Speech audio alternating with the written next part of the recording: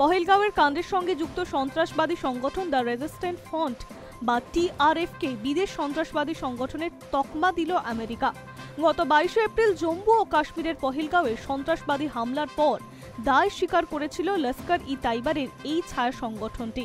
পরে অবশ্য একটি বিবৃতি দিয়ে পহেলগাঁওয়ে হামলার সঙ্গে তারা যুক্ত নয় বলে দাবি করেন সংগঠনটি।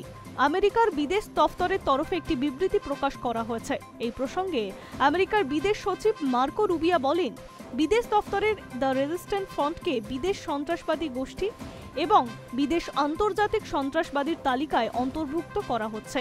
মার্কিন বিদেশ দফতরের বিবৃতিতে বলা হয়েছে, আমাদের জাতীয় নিরাপত্তার স্বার্থে এবং পহেলগাঁওয়ের ঘটনা ট্রাম্পের ন্যায় বিচারের আশ্বাসকে সুনিশ্চিত করতে এই পদক্ষেপ গ্রহণ করা হচ্ছে।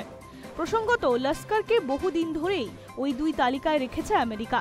এবার তাদের ছায়া সংগঠনকেও ওই দুই তালিকায় অন্তর্ভুক্ত করল হোয়াইট হাউস। আমেরিকার এই সিদ্ধান্ত প্রকাশ্যে আসার পর থেকেই তাকে স্বাগত জানিয়েছে ভারত।